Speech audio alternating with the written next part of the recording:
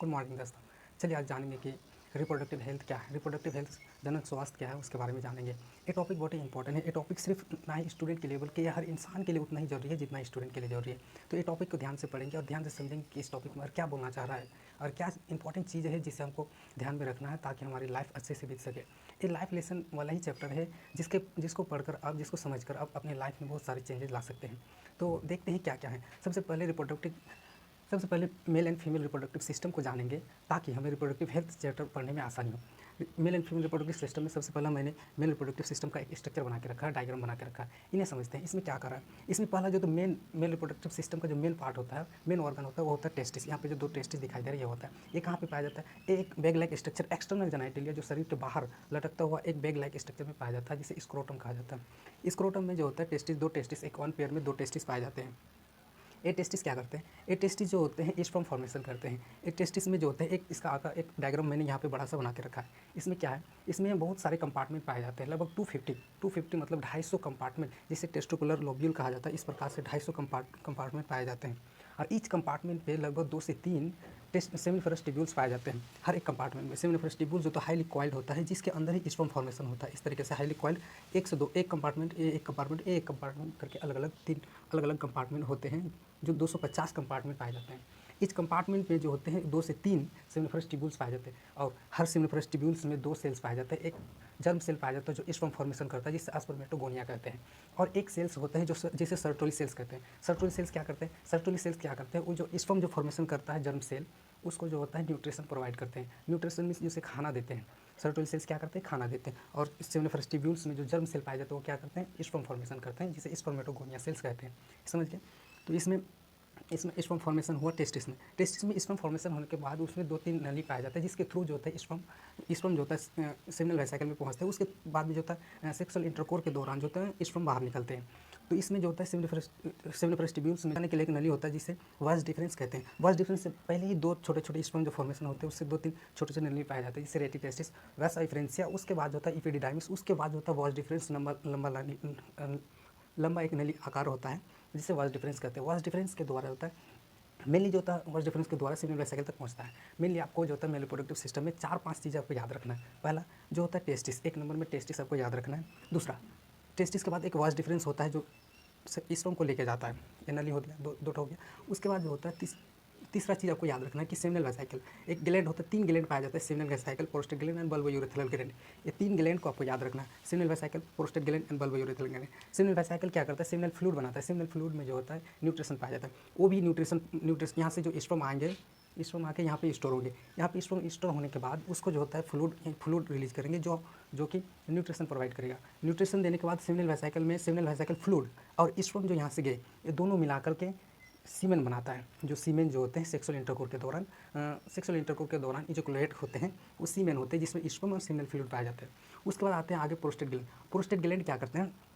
Prostate gland भी mainly जो होते हैं एक ये भी फ्लूइड रिलीज करते हैं जो न्यूट्रिशन प्रोवाइड करने का काम करते हैं। ये प्रोस्टेट ग्लैंड जो करते हैं ये भी स्पर्म को स्टोर करते हैं, ये भी स्पर्म को स्टोर करते हैं।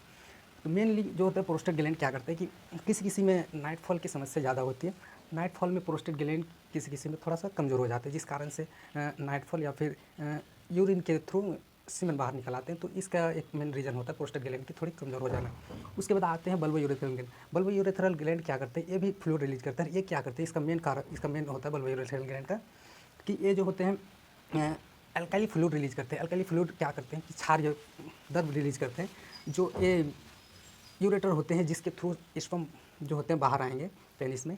तो वो जो होता है एसिडिक मीडियम होता है। एसिडिक मीडियम क्यों? क्योंकि जो होता है यूरिन इसके थ्रू आता है, यूरिन भी इसी के थ्रू आता है और इसी के थ्रू जो होता है सीमेन भी आता है, स्पर्म भी आता है।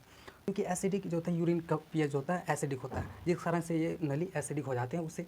और एसिडिक मीडियम में जो होता है स्पर्म डेथ कर जाएंगे, एसिड के संपर्क में आएंगे तो डेथ कर जाएंगे। तो इसको न्यूट्रल करने के लिए जो होता है प्रोस्टेट बल्बोयूरेथ्रल ग्लैंड क्षारीय पदार्थ रिलीज करता है, जिससे ये न्यूट्रल हो जाते हैं। और प्रोस्टेट ग्लैंड एक काम करते हैं क्या कि वो जो होता है लुब्रिकेट करने के लिए, पेनिस को लुब्रिकेट करने के लिए एक द्रव रिलीज करता है, जिससे पेनिस थोड़ा लुब्रिकेट हो जाते हैं, नरम हो जाते हैं, जिससे सेक्सुअल इंटरकोर्स के दौरान आसानी होती है। तो इस प्रकार से आप सभी चीज़ों का आप फंक्शन जान लीजिए। मेन फंक्शन फिर से एक बार हम दोहरा देते हैं कि टेस्टिस जो होता है स्पर्म फॉर्मेशन करते हैं। टेस्टिस को स्पर्म को ले जाने के लिए जो होता है वाज डिफरेंस, नली लंबा नली वाज डिफरेंस होते हैं। उसके बाद उसके बाद जो होते हैं बल्बो यूरेथ्रल, उसके बाद सेमिनल वेसिकल होते हैं, उसके बाद बल्बो यूरेथ्रल प्रोस्टेट ग्लैंड होता है, bulbo urethral gland. Seminal vesicle seminal fluid release करते हैं और बल्ब प्रोस्टेट ग्लैंड जो होता है प्रोस्टेट फ्लूइड रिलीज करते हैं, ये भी न्यूट्रिशन प्रोवाइड करते हैं, ये भी न्यूट्रिशन।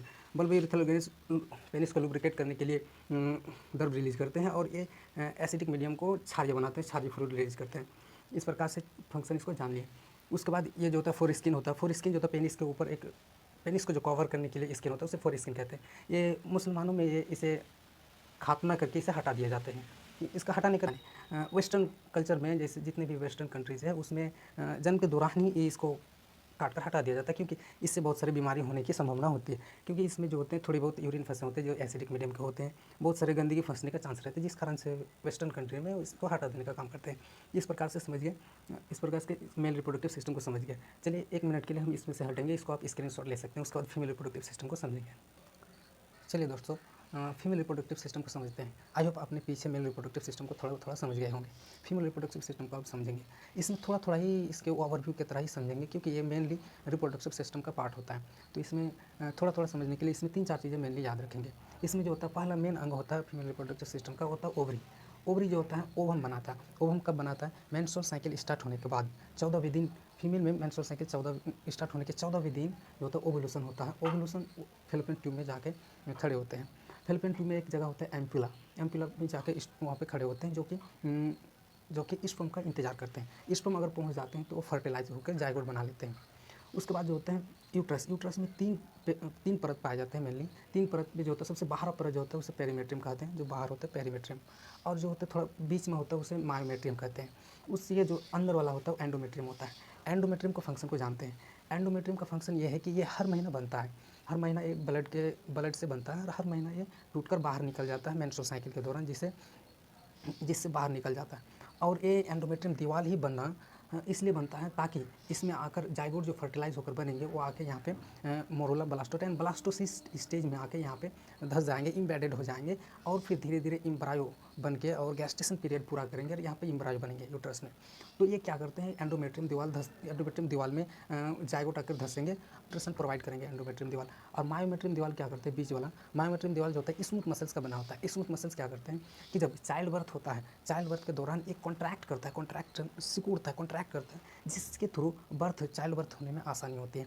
तो मायोमेट्रियम क्या करता है, कॉन्ट्रैक्ट करता है, स्मूथ मसल्स कॉन्ट्रैक्ट करता है चाइल्ड बर्थ के दौरान। उसके बाद पेरीमेट्रियम जो होता है सपोर्ट के लिए बाहरी लेयर होता है।